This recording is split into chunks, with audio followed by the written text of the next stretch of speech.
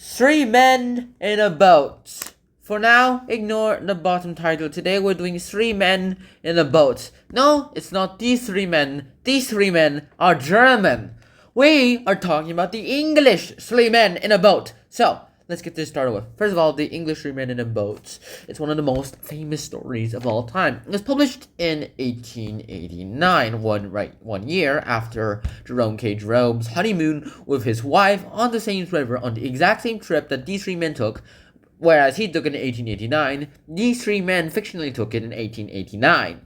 This book itself was the reason why the Thames River is so popular right now. One of the reasons. It kind of made a tourist attraction as well too. But that's not what we're here for today. Today, we're going to summarize three men in a boat. Let's get this started with. First off, I'd like to introduce you towards the three men. Their names Jay, George, and Harris. I have no idea which one is corresponding to which one in the photo.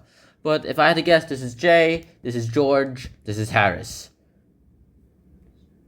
Speaking of which, they go ahead and, well, we don't know anything about their background, well, work-wise, at least career-wise. We have no idea what the background is like. Their background is more of like we're just chill dudes who really, really want to play and just chill and not overwork. And that's what they said. Although we have a pretty high inference that Jay himself is just a white-collar worker. Speaking of which, all of them, though, sympathize with each other about their unfortunate overworking. They themselves say and claim that they are the victim of several diseases at the same time. And they say that this fatigue right now is just a victim, they're just being victims of overworking. So they decide that they need a little vacation for a little rest in the Thames River. And in the Thames River, they decide to go row on the Thames River and make a little trip to all the little stops that they have along the way, all the way from all the way from London to Oxford, and then they all roll all the way back to London via the Thames River. This is the route that Jerome himself took, and while they're there, they go ahead and go through several places. In fact, these are actually pretty fun places. One of the more interesting one was Goring, but of course, they first had to pack. They talked to each other about the whole themes of the whole Thames River kind of thing, and they decided to chip in, and they were all pretty into it. They even bring a dog. Jay himself even brings his own dog, which he calls Montmorency. And his dog, Montmorency, just arrives and they go ahead and take the boat on the Thames River. The book itself is officially called Three Men in a Boat, to say nothing of the dog. In fact, the dog himself is pretty rarely mentioned in this book as well too. Just keep that in mind. These three men decided to go on that trip, and to be honest, they were going on a pretty good start as well too. Although Jay himself gave George and Harris their own little advice on what to pack, it's obvious that they didn't listen to it because they have bags, several bags, packed full of clothes, luxury items, food, etc., that you definitely won't need on this trip and would just be a burden to carry around. As a result, Jay's all like, okay, you know what, let's just go on a trip. Screw them. So they go on the trip, and they start off with pretty good sunshine weather, and it goes out well for the rest of the trip until the end. We'll get to that later. In the end, in the middle of the whole story, we go ahead and see their travels, such as going through some inns and trying to listen to Jay, and Jay criticizing George and Harris on their spectacular failures. One of my favorite parts is when they went through this town, or I suppose it was a city, whatever it was, a town or a city. I'm not English, I'm very sorry. Goring, they went through Goring, and there was this fish hanging on the wall of a inn that they were in, and they were all like it was an inn or a tavern, I couldn't exactly remember, go Google that yourself. And they go ahead and ask who caught that fish. And lots and loads of townsfolk from Goring just say, I caught that fish with my own bare hand. No, I caught it with my fishing rod. No, I caught it myself.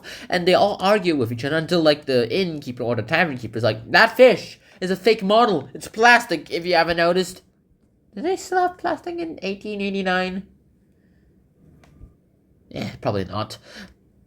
But it worked anyway. They go ahead, find out that everyone's just a fraud here, and they just go on their way back to the Thames River, go on the boat again, and decide that they should head off to Oxford. But as soon as they arrive in Oxford, it starts raining, like, seriously, it starts raining heavily. And because of this raining heavily, they had to go find some shelter somewhere. And once they did find some shelter, by shelter, they didn't find any shelter. They didn't find any decent shelter, at least. They go ahead and try to sing songs to pass the time. But because of the rain, the food starts becoming spoiled.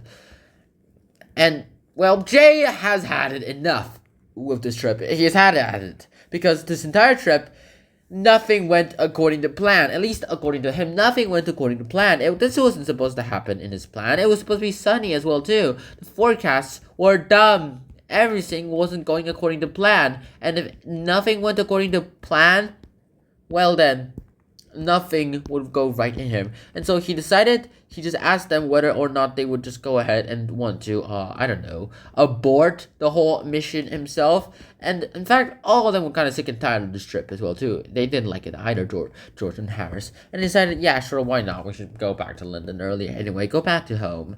And they rode back home. When they arrive at their favorite French restaurant, they go ahead, eat, and Harris stands up and dine and literally goes ahead and does one of the most stupidest things I've ever heard anyone's ever done in their life. He goes ahead and hosts them on their own trip on the Thames River, saying that to all the accomplishments that we have done on the Thames River, this will be one of the best things that we can do. Huzzah, everyone! And I'll read you the quote itself. Okay, so the quote is... "Well," said Harris, reaching his hand out for his glass, "we have had a pleasant trip, and my hearty thanks for it to old Father Thames. But I think we did well to chuck it when we did. Here's to 3 men well out of a boat."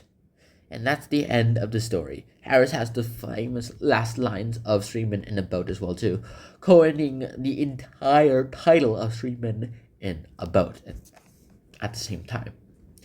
When the 3 men got out of their boats, their adventures were not over. Fortunately for us, we will see them when they go on the Bummel. But until then, we're gonna say farewell to these dudes, and I'll see you guys in my full book review. Until then, Shihana, peace, bye bye, peace.